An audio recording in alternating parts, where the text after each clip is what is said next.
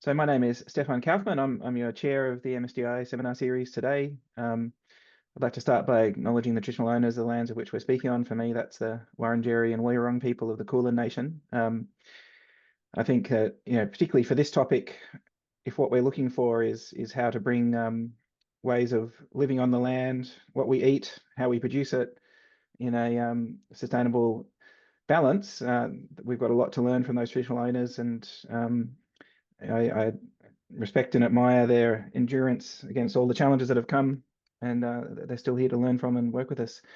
The MSI seminar series is very much about bringing together work at the intersections of research and policy and practice, of behaviour and systems, around the many goods that are around the SDG goals. And Matteo's talk, I think, is very squarely on target for those topics of interest here. I met Matteo at an internal Monash program more than a year ago now. Time flies. And I was immediately struck by his ability to bring together, I guess, a philosophical, political science and practical lens on important questions, particularly around the intersection of public policy and behaviour change around diets, although he does a lot of really cool stuff. And I was really keen to share that perspective with the MSDI community and the seminar group. So you've seen his bio. I won't say much more about that, but I'll hand over now to Matteo. He'll speak for 20 or 30 minutes, and then we'll pause for some questions and discussion to close out the hour. Thank you very much, Stefan. Thank you to you and the MSDI for the kind invitation. It's always good, I think, to interact with colleagues from other disciplines. It's one of the great benefits of working at Monash, actually, and more generally of doing research from my perspective. So I will share my slides, hoping that they...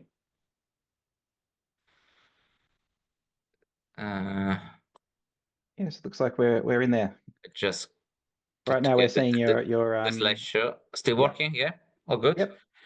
Yeah, now it looks good. So thank you again. Honestly, it's a pleasure and honor for me to be here today. And before continuing, I also wish to acknowledge the people of the Kulin Nations on whose land we gather today. I pay my respects to their elders, past and present. So as Stefan briefly mentioned, I am coming from I guess a different disciplinary perspective and background from most people in this Zoom room. I'm a political theorist or political philosopher, so I work across political science and philosophy. So I'm very much interested in normative questions to do with different areas of policy making. And one of them is food policy. Other areas involve democratic theory, electoral design, political parties, more recently political finance, so campaign finance, as well as linguistic justice, how governments should manage linguistic diversity. But what I'm going to talk about today, which I think is probably the area which is of most interest to colleagues in MSDI, is it's about some of my recent work on food policy and health eating policy. And more specifically, this talk draws on a recent book that I published with Anne Varnil from Johns Hopkins University at the Berman Institute of Bioethics. It's a book that builds on a project that we started when I was still working in the UK a few years ago. We got a small grant from the Wellcome Trust to start to develop this idea of designing health eating policies, health eating interventions in the context of plural, diverse societies.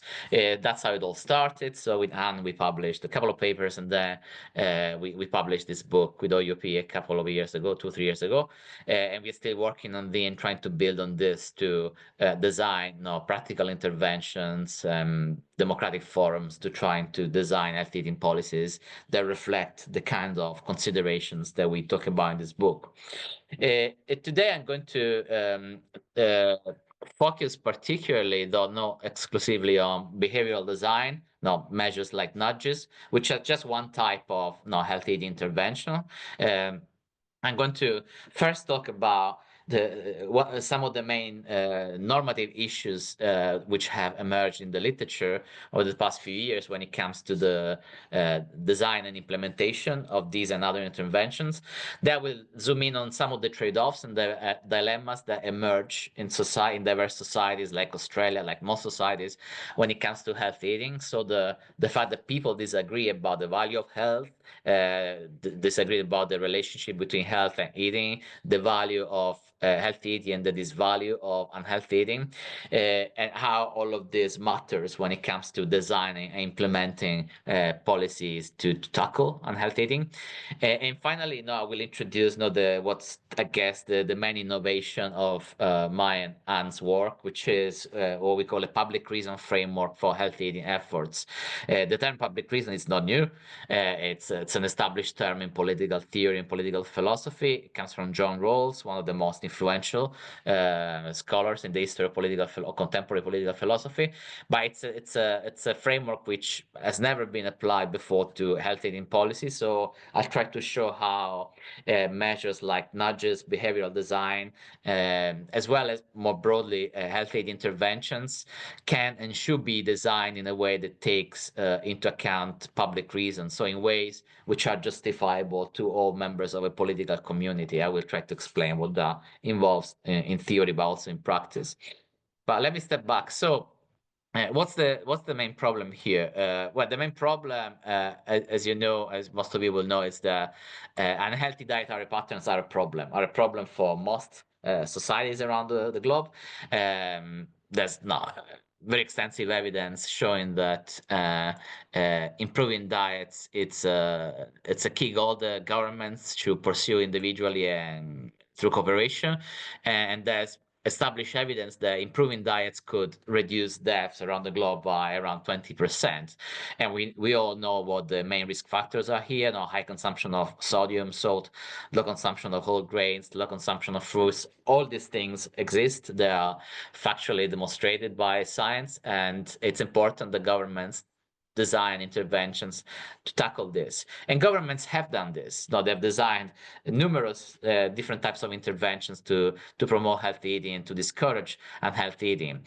And this range from food labeling, a topic on which I've written in the past from a different perspective, educational programs, financial incentives, taxes on some foods considered unhealthy, sugary taxes, fat taxes, bans on certain ingredients like trans fats.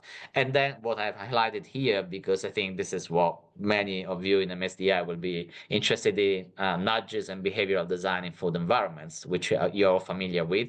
So I don't need to explain to you what nudges are, I assume. But the famous example provided by Thaler and Sunstein about food canteens, it's one of many ways in which healthy eating can be promoted in a way which, crucially, according to defenders of nudges, doesn't limit individual liberty. That's one of the advantages, the alleged advantages of nudges, is that they don't constrain choice in a way that limits liberty, but these are interventions that aim to guide our behavior in a way that which is conducive to what we can assume is our well-being, our own goods, while still leaving us the possibility to make different choices if we would like to. So it's not a prohibition. It doesn't involve coercion, but it's still a way of steering our behavior in a way in desirable direction, so to speak, which in this case, in the realm of healthy eating, will lead to healthier behavioral patterns.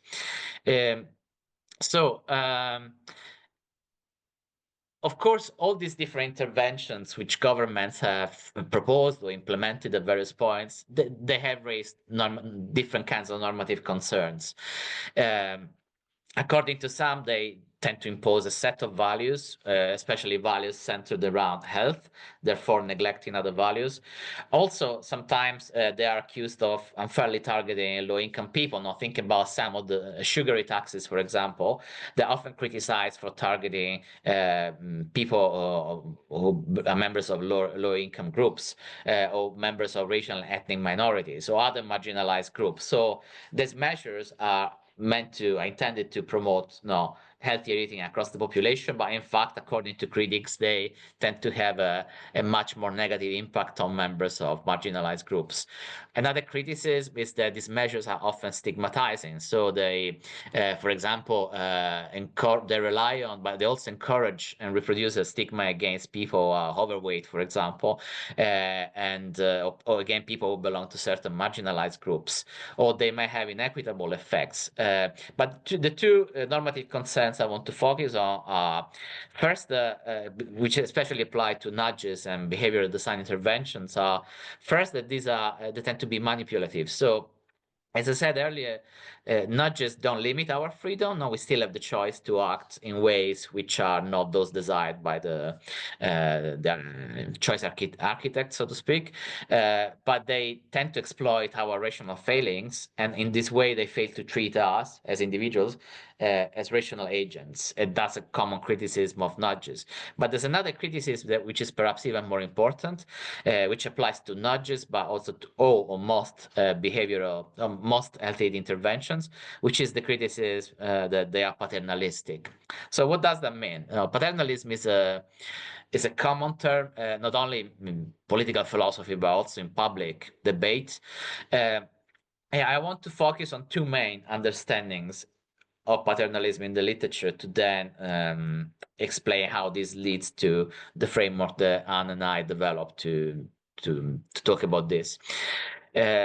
I guess the standard definition of paternalism is that it's basically a paternalistic measure, a paternalistic state intervention, a paternalistic policy is one that limits our freedom as individuals in order to promote our own good, our own well-being, without our consent. So the key point here is the liberty limiting aspect. Paternalism involves the limitation of freedom. If you understand paternalism in this way, it doesn't seem to be relevant to nudges because, as I said earlier, nudges do not limit our freedom. We are free to act otherwise, not from what the choice architect wants us to do. But there's a second, and I think better understanding of paternalism, which is a judgmental definition developed by Jonathan Kwong in a famous book in 2011. According to which paternalism doesn't necessarily involve the limitation of people's freedom. What's wrong with paternalism is the judgment that underlies paternalistic measures. So the idea is that paternalistic measures, laws, policies promote the welfare of another person, of citizens, for example, by trying to ensure that they eat in a healthier way, but crucially, they involve a negative judgment about a person. And the negative judgment is basically without state intervention, we are not capable of making the best choice for us. Then we're not fully capable of making the choice. That's the negative judgment. Now we are not good enough, and therefore someone, in this case the state, needs to step in and help us to make the choice that we are otherwise unable to make. And according to Kwong, this negative judgment, which is central to paternalism, it's a failure to treat people as free and equal. It's a way of saying people are just not good enough, that they shouldn't be treated, at least to the extent that they are unable to make choices that promote the good. They shouldn't be allowed to be free to choose whatever they want, but the state should step in and basically make the choice for them. You can see that if we understand paternalism in this way, this also applies to nudges, because even though nudges do not limit our freedom, they still seem to presuppose a judgment by the choice architect and by the government, by whoever is implementing the nudges, that we are not good enough to make the choices that are good for us. So it's a form of libertarian paternalism. That's how Thaler and Sestin define nudges. So it's a paternalism that leaves us free to act otherwise. But it's one which still involves, according to Kwong, a negative judgment, and therefore fails to treat us as free and equal persons. So nudges and behavioral design, like most other health aid interventions, are paternalistic, and this is wrong because they involve a negative judgment about us as persons. But Anne and I, we disagree with this view. We basically think that there's been too much focus on this paternalistic critique of health aid interventions, including nudges. And we think that the problem with this paternalistic critique is that it's too abstract. It doesn't really take into account the reality of the world, of the context in which people make their choices about healthy eating or unhealthy eating every day. It seems to presuppose that people are always able to act rationally without constraints from their environments. But as you all know, assume, people are always acting in environments which really limit and constrains their ability to engage in practical reasoning. There's always an interplay between food environments and practical reasoning that simply cannot be ignored. Even if you're doing political philosophy at a very abstract level, you need to acknowledge and engage with the reality of these environments. No, and people have defined these environments in various ways. Now, some people refer to obesogenic environments. Others, more broadly, refer to the fact that the way in which food marketing and other aspects of our food environment conditions our choices, so that we cannot always act rationally in a perfect way when we are making our choices about what to buy, what to eat. So if we take this interplay between food environments and practical reason into account, then the kind of criticism of paternalism raised by Kwong no longer works, really, because if we acknowledge the fact that people often do not make the best choices for them because of the constraints imposed by the food environment, if we therefore advocate for state intervention to help them make better choices, we are not failing to treat them as free and equal persons, no, because all of us can be irrational or imperfectly rational when we operate within these environments. So paternalism is not wrong when it involves a judgment that people are not able to make the best choices for them. It's just a matter of fact that we are often not able to make the best choices for us because we operate within these environments which constrain our practical reasoning. So we think that we need a paradigm shift, so to speak, in the way in which we think about the idea of treating people as free and equal persons. Now, this idea of treating people as free and equal persons is central to liberalism. And this framework that I'm presenting today is very much a liberal framework. So if we want to treat people as free and equal persons, we don't need to follow Kwong. We don't need to deny that the state has a right to implement paternalistic measures, but we need to recognize that everyone in principle has the capacity to rationally pursue their life plans and make their own choices to promote their well-being. But we also need to recognize the limits of this rationality in certain contexts, including obesogenic environments and food environments that constrain our practical reasoning.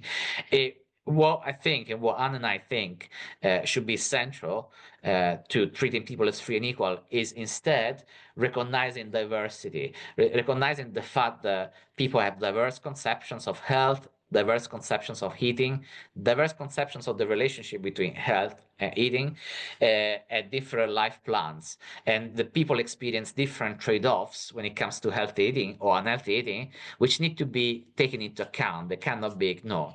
And therefore, designing healthy eating interventions, including nudgers and behavioral design interventions, needs to take into account this diversity and needs to ensure that whichever measures are designed and implemented are publicly justified to all members of the political community.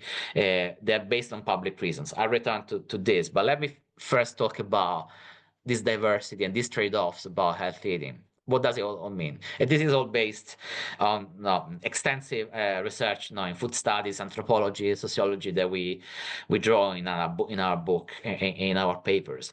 So food and eating have many kinds of values for individuals, for families, for communities, and so on. And the important thing to remember is that it's not always the case that healthy eating only has positive value and unhealthy eating only has negative value. We can have also the opposite situation. So in some cases, eating unhealthy foods can have positive values for people, even though it may risk, it might increase health risks for them or for their families. So there are some studies, for example, which show that parents at the end of a busy day might often face a trade-off between cooking a healthy meal, which may require more time, staying consuming, and spending time with their children to do other things, help them with homework, playing with them. That's a trade-off. It's not necessarily the case that cooking the healthy meal should always be seen as the what should be prioritized. Now, sometimes parents may legitimately decide it's better for them to spend time with the children, helping them with the homework, and maybe use eat a takeaway meal, which may not be the healthiest meal. Or think about parents at the grocery store. There's a sociologist, Priya Fielding Singh, who has studied the motivations behind parents' choices in the context of the US when they decide whether to buy healthy food or candies, sweets for the children. And one of the motivations that she found in her research was especially among many working class parents, may be unable to provide children with expensive clothes, to give them money for expensive trips and so on. And therefore, they try to compensate for that inability to provide them with those resources by buying them candies, sweets, unhealthy food, which is their way of communicating their love to the children and compensating for their inability to demonstrate the love via more expensive goods, so to speak. So in both cases, we can see that there's some kind of positive value in unhealthy food, which is related in these two examples, mainly to the relationship between parents and their children. So the value which is being promoted is that relationship, it's family life, family well-being, so to speak. But you could imagine many other kinds of goods which can be promoted through unhealthy eating. Conversely, healthy eating efforts can have negative effects. They can be expensive. They can involve time, money, and effort. They can have negative economic effects, but also negative social effects. They can put strains on social relationships. Again, there are studies showing how a healthy meal may cause sometimes friction at the dinner table. It might actually undermine family relationships because children might not want to eat the food. It's not because it's not tasty and so on. And again, there are many other ways in which healthy eating, cooking healthy meals and so on can cause these sort of strains. And there can also be psychological effects. Promoting healthy eating all the time among old people can cause self-blame, reduce self-esteem. And this is, of course, also linked to weight stigma, which is another important dimension of healthy eating promotion. So the main point here is that there are clearly dilemmas and trade-offs about healthy eating. It's not always the case that healthy eating has positive value. It's not always the case that unhealthy eating has negative value. And the way in which individuals and families navigate these dilemmas are diverse, simply because we are diverse. And liberals normally start from the assumption that individuals, as well as groups and communities, have different conceptions about the good life, what is good for them, what is good for their immediate relatives and family, but also for their community. So in some cases, parents will navigate these dilemmas by focusing on healthy eating and dealing with the trade-offs. They will be happy to sacrifice whichever other goods could have been pursued otherwise if they had not dedicated their time and effort to healthy eating. But other parents might actually choose to de-emphasize the importance of health and healthy eating and prioritize other goods which are non-health related. So our key point is that public health policymakers should be aware of all of this. They should not assume that unhealthy dietary patterns are always mistaken, that we should always correct them. And this is not because of the kinds of problems raised by Kwong, the paternalistic critique. That's besides the point. The main point is that given the diversity of views about how to navigate trade-offs and dilemmas about healthy eating and unhealthy eating, governments should take these different approaches to these dilemmas seriously, acknowledge them rather than dismissing anyone who decides to pursue unhealthy dietary patterns and only prioritizing those who prefer to pursue healthy eating. At the same time, though, public health policymakers should still acknowledge some key facts about healthy and unhealthy eating. For example, it is a matter of fact that for some people, unhealthy dietary patterns undermine their own goals and their life plans. So it's not that whenever people choose unhealthy eating, they do that because they have some higher values that they're trying to pursue. In some cases, they would like to be healthier, but they just cannot be healthier because, for example, it's too expensive to buy healthier meals. So we are not discounting, we're not dismissing that. That's also part of the picture. It's also important governments intervene when necessary in order to reduce the trade-offs that I've just highlighted. So if there's a financial trade-off that parents face when they have to choose between a healthy meal and, I don't know, buys clothes for the children, no, governments should ideally intervene in a way that will reduce that trade-off. For example, by subsidizing healthy meals, so that families do not face the trade-off, or they face a less significant trade-off and may be able to afford both the healthy meal and clothes for the children. So there's a scope for all of this, which is to say that it is often the case that people would like to eat more healthily, and they just cannot do it because they don't have the means or the resources to do so. In all these cases, the government should step in and help them to do that. But more generally, governments should also be aware that in some cases, individuals and families may not want to prioritize healthy eating, and that fact needs to be taken into account. So the value of unhealthy eating should be taken into account in all of this. So what should then public health policy makers make? What are the reasonable assumptions that they can make as a result of this analysis conducted so far? Well, first, that many people's unhealthy dietary patterns undermine their goals and their life plans. So people might want to be healthy and they may not be able to do so. So in this sense, making their dietary patterns healthier will help them achieve their own goals. People want to be healthier. Let's help them to be healthier. Let's subsidize food, healthy food, for example. But again, this only gets us to a certain point because it's important to consider other factors and the specific context in which individuals and families operate. And it's important to consider especially the way in which health eating efforts may have negative effects on certain people, categories of people. They may upset the careful balance that these people might try to strike between eating healthfully and other goods. So going back to one of the examples earlier, imagine if the state coercively imposed some policy that forces families to cook healthy meals every night for their children. Now, we don't have time to discuss the technicalities of this, but imagine the situation. Given the kind of trade-off that I highlighted earlier, so some parents might prefer to spend time with the children doing homework or play rather than cooking a healthy meal.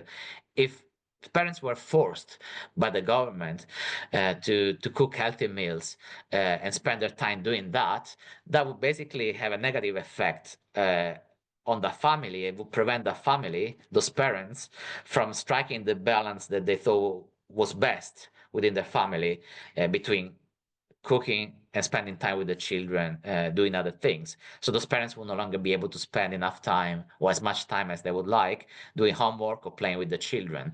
And that's something which is negative. It's a negative effect of policies that fail to take into account the specific context in which people operate, in which people make their choices and decisions about healthy eating versus other goals. So that's just a small example, but you could imagine this kind of trade-offs being present within society all the time in different contexts, not just the family context, but also the workplace canteen, the school canteen, where people are around eating, on the street, in the city center of a city, and so on. So, given all of this, what's the best way of designing health eating efforts, including nudges and behavioral design in food environments? So the framework Matteo, just letting you know we're 25 minutes in. Okay, thank you very much, Stefan. So the framework that we adopt, as I briefly mentioned earlier, is what is called a public reason framework. So what is this?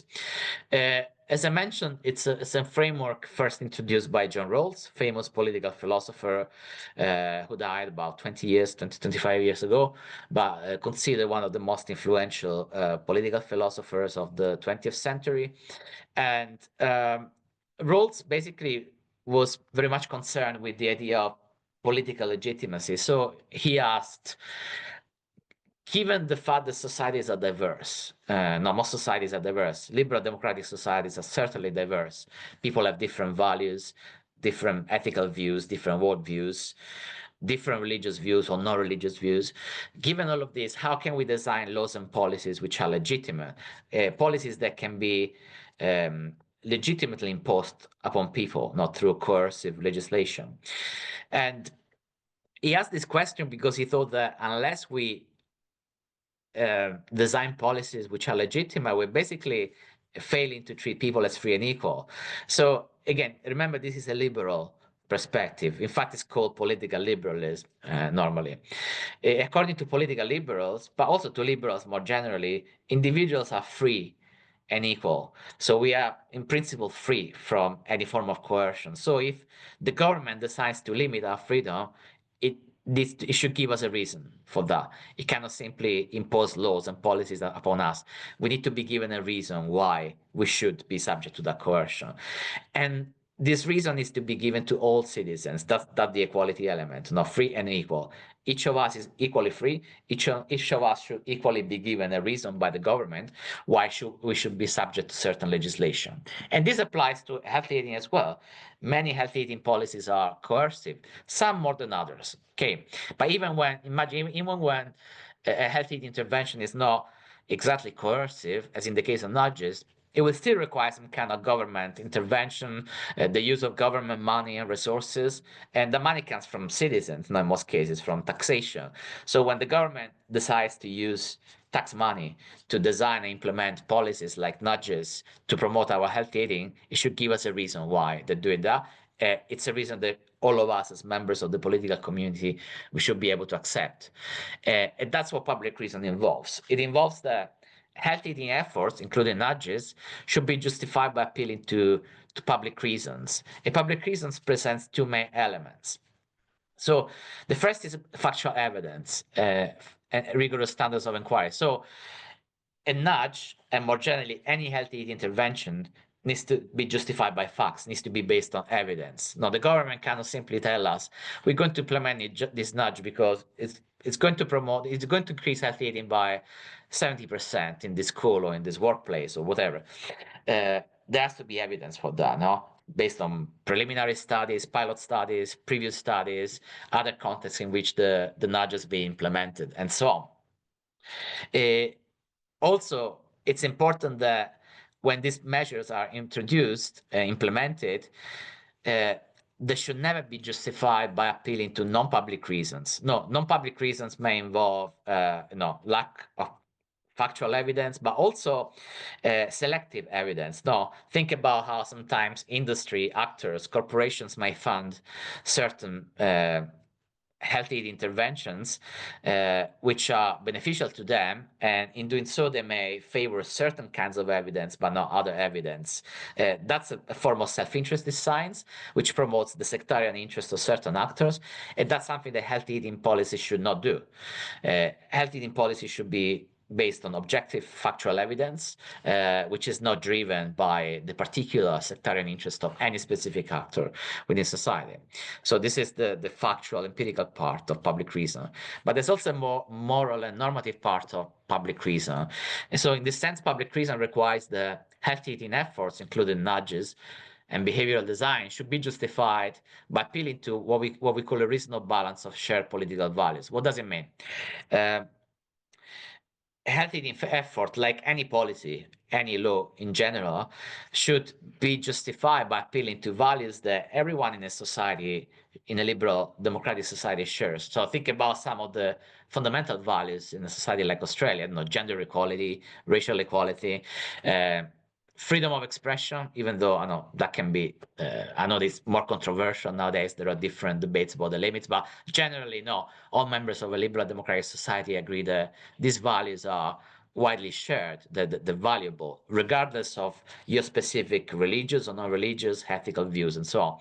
Or think about also about equality of opportunity, which is fairly broadly shared value in Australia or in the US or many other liberal democracies. All these are shared political values.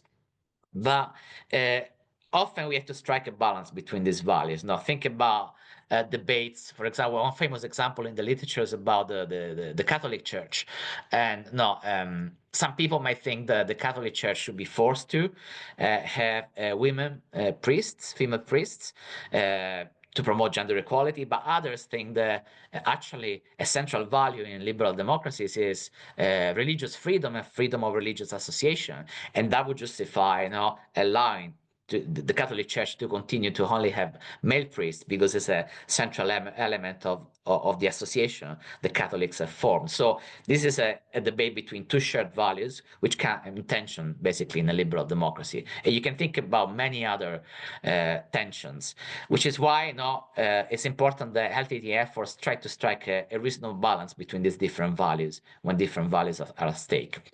So how we strike that balance is a complicated matter. I'll come back to that in a second. But what this commitment to a reasonable balance of shared values certainly excludes are, for example, healthy eating efforts that only advance the economic interest of some people, some groups, efforts that completely neglect certain shared political values like racial and gender equality. Now imagine a healthy intervention that doesn't take into account the fact that women would be particularly affected and burdened by that intervention for various reasons, or members of an ethnic minority or racial minority.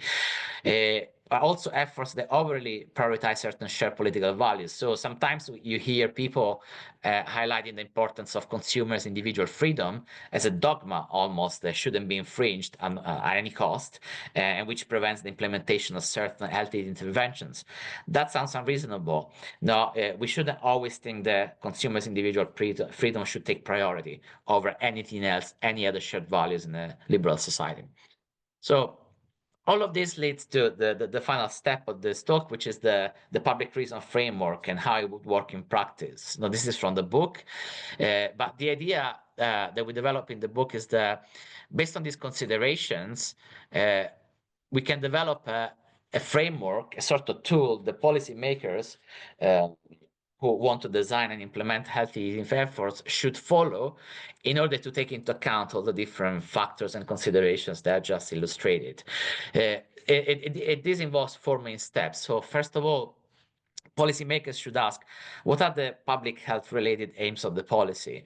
So the policy, a healthy eating effort, should have a public health related aim, should aim to promote public health. No, that's its main goal.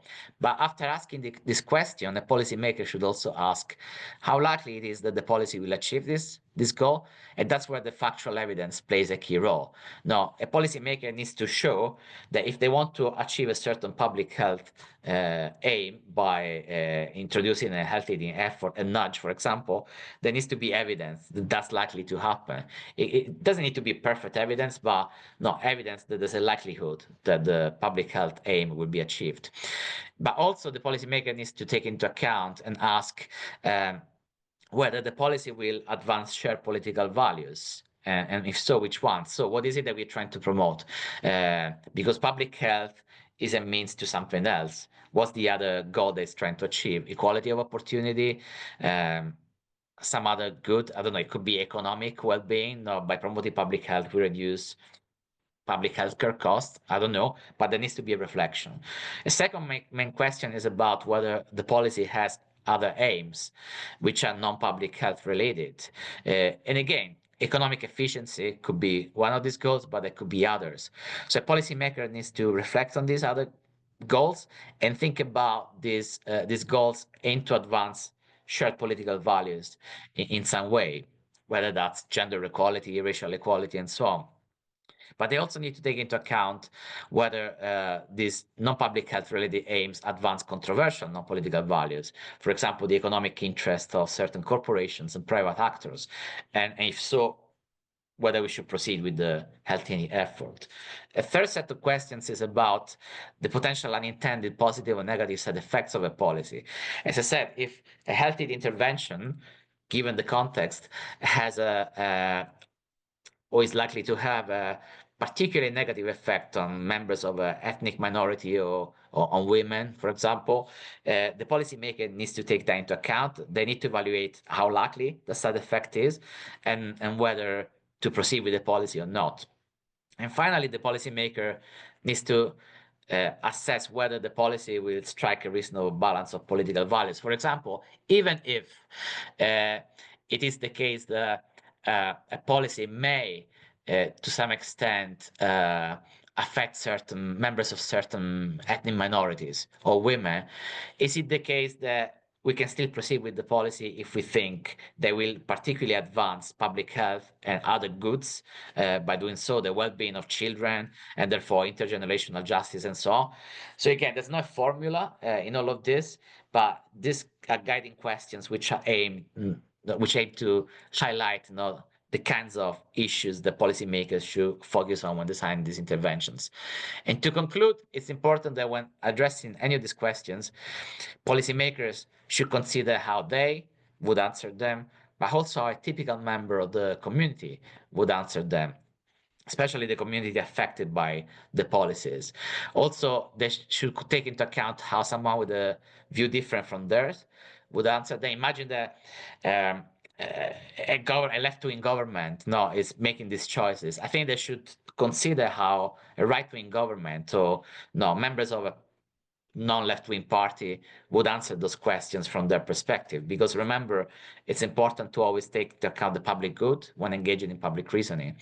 And finally, the policymakers should also take into account if there is disagreement between answers, these three answers, so the way in which these different sets of actors would answer these questions, they should also consider how a firm-minded group of people will listen to these perspectives and then answer those questions. And one example of how this can be done in practice is if you think about deliberative democratic forums, which are becoming very prominent in Australia or elsewhere to make different decisions and produce recommendations about policies. These are forums of randomly selected citizens who are brought together for days or weeks sometimes to deliberate about a specific policy issue. And when they do so, they're first provided with information about how different experts, but also different sectors of the population think about a policy. This could be about nuclear power stations, or it could be health eating efforts, could be tax policy, could be anything. But the key point is that this can be viewed as a fair-minded group of people who listen to all perspectives and then reflect and produce recommendations about how to proceed. And we think that our public reason framework, which takes into account all the considerations that I outlined in the presentation, can inform this kind of forum and lead to the formulation of publicly justified and legitimate health interventions, including behavioral design interventions and nudges. And that's where I stop. So I'll also stop sharing. And thank you for your attention. And I hope there will be some questions or some thoughts about this, and thank you in advance. Thank you, Matteo. That was fascinating stuff. So I encourage you to either raise your hand or add some questions in the sidebar in the chat. I might take the privilege of a chair's question while people are organizing their thoughts. So many interesting things to pick up on there. I'll choose one. I guess I'm thoughtful about when you consider that while public policymakers and people with these broader health and sustainability goals are working on these things, there are also vested interests and PR firms and so on, also leveraging behavioural insights to advance their causes. And I'm curious if you've observed any form of an arms race almost between people who are promoting public health goals versus those who might be pursuing more vested interests goals in these things in terms of their use of behavioural science and other nudges. Is that a trend you've picked up or thought about? Thank you, Stefan. So you mean people use behavioral designs, behavioral science, but for different purposes and goals? Yeah. Yeah, like I'm thoughtful about there are some quite explicit marketing and even what you might call astroturf grassroots movements, for example, associating red meat consumption with masculinity or liberty and Sure. things like that as a resistance to public policy. Yeah. Absolutely. Yeah, yeah. I mean, so I guess I would distinguish between, I guess, the empirical and the normative dimension in all of this. So empirically, you could argue that no, behavioral design, the same tools can be used by different actors for different goals.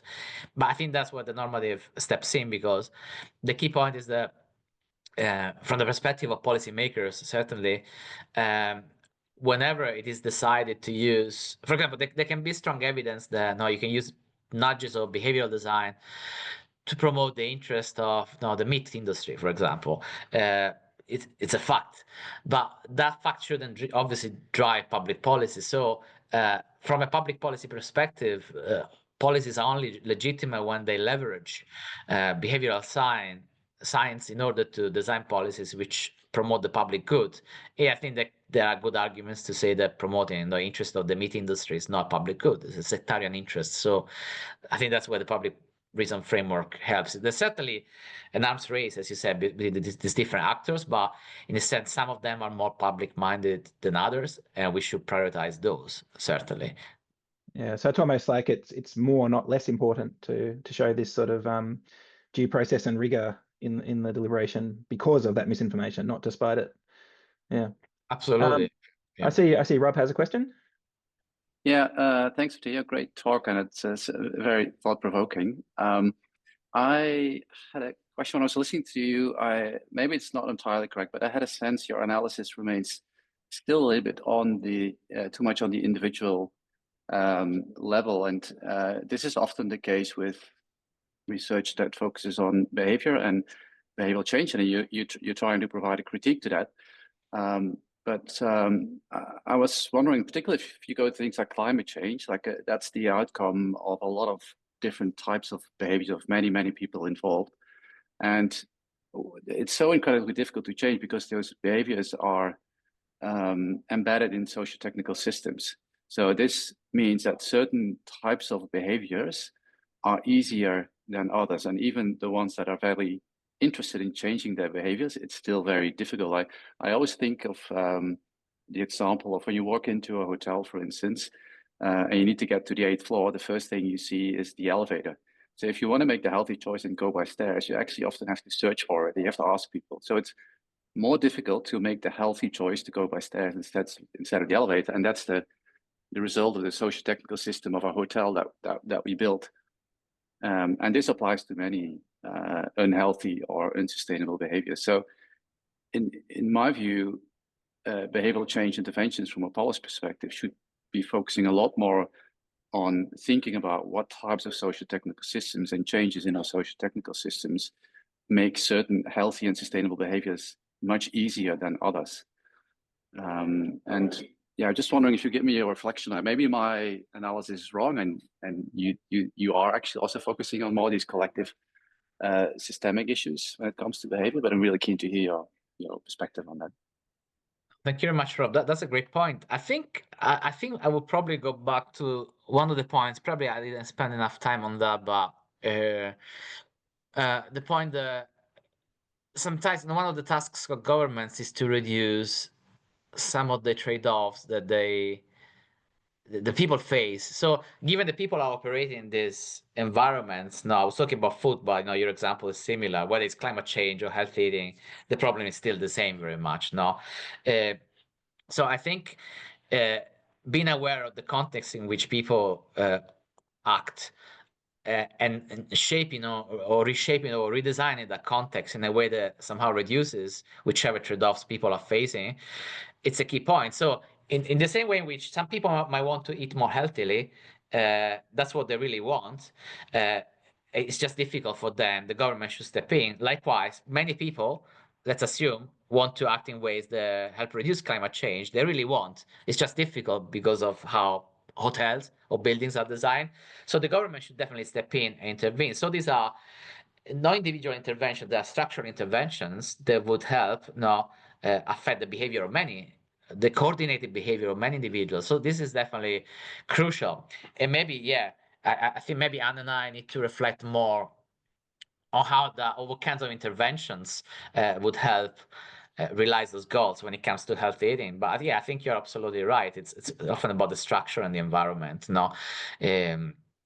So I think it's governments have to play a key role in all of that. Even more so, I guess, in the case of climate change than in the case of health eating, because health eating, it's more about, it's also about the public good, but it's also about individual choice, how we decide to navigate our individual or family trade-offs. But when it comes to climate change, I don't see the trade-offs as similar. I don't think we should assign any value to people who have other goals which contrast with no climate action, basically. Not as much importance as I think we should assign to people who may want to eat unhealthily because of other valuable goals they want to pursue with their children. So there's an asymmetry, I think, between the climate change and a health eating example, but that justifies even more so in the case of climate change, the structural interventions to influence people's behavior. Maybe just one quick addition if I can, Stefan. I think there's also really interesting then a sort of a political or diversity or inclusivity aspect to it as well, because the design of socio-technical systems are almost always determined by a limited number of people, often so-called experts that have the knowledge and the expertise and are being engaged with. So these, even if we change our systems so that they produce certain healthy or sustainable behaviors by their design, there's a need to think about how to incorporate the stuff that you talked about, minority groups, women with young children, poorer socioeconomic groups, so that there's a need then to think politically about how do you engage these groups in the design of future social technical systems so that their behaviors and their interests are represented in the design of those systems. That's very interesting. It's certainly in line with the argument here. It's about the side effects. Also, so if you design a system, which is a traditional critique that feminists have made for so many decades, not to much policy making, but that applies to any marginalized group. So that's interesting, and maybe we can continue that conversation offline. That's that'd very be great. interesting thought. Yeah. Thank you. Thank you, Rob. We have a question online. I don't know, Eglantine, if you want to speak it, but I'm happy to read it for you if you don't. So let me see. I'll read it out. Yes, thank you. So thanking you for the talk. To my knowledge, there's no criticism of being paternalistic against communication to orientate health choices towards tobacco. It's well established that junk food promotes various types of cancer like tobacco. So I guess he's pointing out that maybe we have different standards about where we apply these tools on different health and policy issues. Yeah, no, thank you. So we certainly, I'm sure there has been in the past, at least probably paternalistic critique with regard to the tobacco industry. I think that debate is kind of over nowadays, but I guess in the past, probably people were critical of interventions to limit tobacco consumption for the same reasons used nowadays to criticize some health aid interventions because they were considered paternalistic. But I guess one key difference is probably in the case of tobacco, the link with individual negative health effects and also collective negative health effects is probably much clearer. Some would argue that in the case of health eating, because that's the other point when I was talking about factual evidence. I'm not an epidemiologist, I'm not a scientist, but I know that there are ongoing debates regarding I don't know the BMI. The validity of the BMI as a way of measuring people's health, and similar criteria. So there is greater disagreement compared to debates about tobacco. I think that's something to be taken into account. But I think there's definitely paternalistic critique. Stefan, you have more point here. Yeah. I was just a side comment. Tony, would you like to ask a question? Yeah, thanks very much, Matteo. A really great talk. I enjoyed it very much. I was interested in your perspective on time and the way we use time in what can be very busy days. And you highlighted the challenge for parents and used the example of allocating time to make a healthy meal or to supervise homework. In the work you're doing, are you also thinking about challenging some of those things? Like, is homework actually useful, or could the homework be actually making the healthy meal? Because then it sets up patterns for children in learning the basic skills of cooking as well. So to what extent is that, could that be value of use in the kind of work you're doing? Because frankly, having gone through the Australian education system, I thought there was way too much homework. That was just stuff that didn't enable families to be engaging socially and doing healthy things like cooking and sharing a meal together, for example.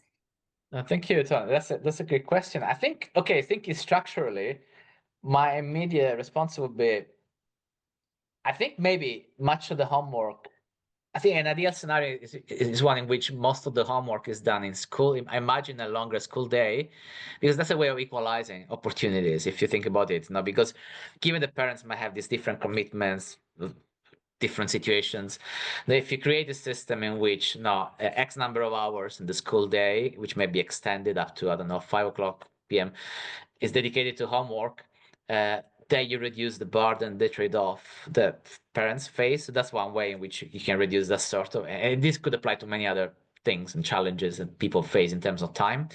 But I like your idea of integrating. I don't know whether that's done yet. Certainly not where my children go to school, but integrating homework into family activities. I think that's an interesting idea.